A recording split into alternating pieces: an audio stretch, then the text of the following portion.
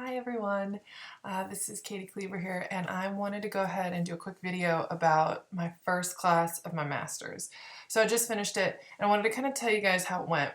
I'm doing it with Capella and on the FlexPath kind of format instead of the traditional online format, which was so totally different. So I was really I kind of knew what it was supposed to look like, but I was interested to see when I got in. So I just want to talk about a few different things. So first, I'm going to talk about my assessments. So I opened up my class, and it was collaboration, communication, and case analysis for healthcare master's learners.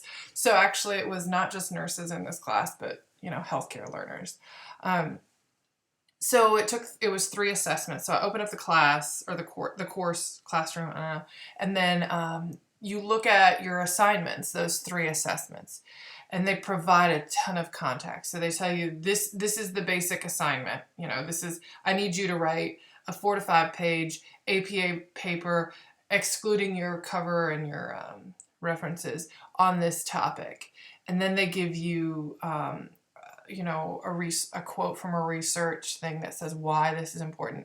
Then they tell you context. Okay, here's more information about it. Why we're having you do this. What by doing this successfully you're going to demonstrate. And then you go down, and then here's a template for your paper to plug it into. Then you go down, and then it's like here's this whole list of resources that you have to utilize in addition to their resources, or just utilizing their library. And then you check out all 3 of the assessments, and you say, okay, this is how long I think it'll take me to do this. And you have 3 attempts for each of them. So you let's say you get it all done, and then you submit it. Then your professor grades it, and then you're like, wait, I want to improve on this or implement their changes. So then you can implement that and then resubmit, and then you can do that up to 3 times. So you look at that timeline and you say, hey, how long is it going to take me to do this? So I wasn't sure what was too much and what was not enough time. So I gave myself a week for each assessment. I feel like I understood those topics, so if I had to do additional research, that would have been a little challenging to get those done a week at a time. It was definitely doable. That's how I did that. So basically, what I did was when I finished my assessment, I had to submit it to something called Turnitin. And so you submit it to Turnitin, and it basically evaluates it for plagiarism, which they didn't have that 7 years ago. 7 years ago when I went to school. That wasn't a thing, but now it is. So you have to submit that, and it gives you a percentage, and you have to look at the score and stuff. So you submit all your assignments to that first, and then you can submit it to the professor. So that was the process. So one of the things I had talked about I was really nervous about was APA. So I used this Perla software that someone recommended. I liked it. I wrote my paper in it, and then when I turned it in, I realized I got some stuff wrong. So I actually only used that for one of the assessments, and the other 2 assessments I didn't use that software, and I did better. So my professor corrected, hey, Katie, you need to switch this. This is wrong. Switch this. So the first assessment, I had quite a few APA corrections, but then by the 3rd one, I think I only had 1, if that. And he actually said, hey, great job here with your APA stuff. So that was kind of cool to see that improvement so quick, and get used to, writing that, and getting used to the APA, resources and stuff. So I'm getting better at that. One of the things though that was, those deadlines. So like I said, I did 1 week, I think, but this next class that I'm in, I actually am giving myself 2 weeks for each assessment because my husband and I were moving, traveling, and starting our daughter in daycare and stuff. So it's like I've got a lot of stuff going on this next month. And I was like, man, it is going to be really challenging to meet those deadlines, to do that every week because, there's going to be a few days where I'm not sure I'm going to have internet and getting set up at home and all that kind of stuff. So I gave myself 2 weeks for each assessment, especially when I jumped into it. And it's a little, this class looks like it's going to be a little more challenging in a different way. So I'm like, man, I'm really going to need to put in some more time into looking up some stuff. So I gave myself 2 weeks for this next class, which I'm glad I have that flexibility. It's not like I have this like hard and fast deadline that's not like, you know what I mean? I don't know. I'm just glad I could do that. And then another thing that they had that I wanted to tell you guys about that I didn't really realize until I jumped into it. So you have your professor, right? Which most people, into traditional, like my last setting, it was like I had my professor and then I had my academic advisor that wasn't really a nurse. And that was it. So with this, I have my professor, which obviously changes with each class. Then I have a tutor that's assigned to me, which changes. So far, it's changed with these 2 classes, but they may continue for a few classes here and there, but they're the content kind of support. So if I have a question about, a general question about content, I can go to them. And then there's also my FlexPath coach, which I was like, what is this? Like, I don't understand why I need a coach. So I had a phone call scheduled with her, and I was like, this isn't going to be this. I don't know. I went into it thinking it was going to be a waste of time, but it was like super duper helpful. Like this, she explained things to me that I didn't really understand, that I didn't know I didn't understand. And she provided so she's like my constant throughout the entire program. So my professors and my tutors will change, but she's my like home base. So she's not a nurse, but she works with nurses all the time, and she checks in with me. And so when I had a question like, hey, I'm not, like, when I finished my course, I thought I finished it, but I wasn't totally sure.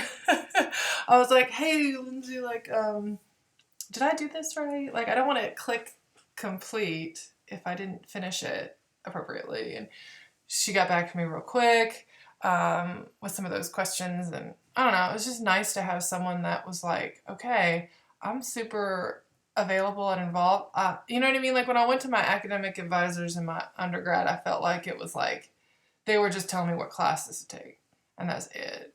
And I felt like I had a lot more support. Like she was talking to me about everything, like finances, my whole course plan, like this course and then this course, my practicum. I don't know. I just felt kind of really supported. So I know, like, no matter what, I know who to go to for questions. And so another thing they have, that, so like I said, you set your own deadline, so it's not like everyone's in the same course at the same time, but your tutor has this like discussion board about the class. So if you have a question, you go into this like discussion room kind of thing, or I think it's called the chat room. I can't remember the terminology.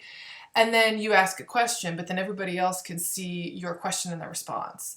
So I can't remember what my question was on the first one. I can't remember, but I asked a question and she responded super fast, and that was really helpful. And then I had a question about this last one. So I didn't have one for the other 2 assessments, but I started this new class, and I have to make a concept map based off of a patient interview and stuff like that. And now we have to do diagnoses. And I was like, wait, are these medical diagnoses? Or are these nursing diagnoses? Like, I don't know which one it is, because those are very different things. So I go into the discussion board, getting ready to ask a question. Well, of course, someone else had already asked it, and they had already answered it. So I got that information pretty quickly. So that was really helpful. I really liked that. So there's just a different way to support, which was kind of cool. Okay, so how did I finish my first course? So basically you got your 3 assessments, and you have to get a certain, to progress and complete the course, you have to satisfy these various competencies that say, are these criteria, yes, you did this, this, and this on this level, right? So it's not just okay, yeah, you did that, but you have to do this at the level of a distinguished person. So you have your 3 assessments, and they all have their criteria to ultimately meet the objective. So you have to get a distinguished grading criteria to like say, yes, I finished this course.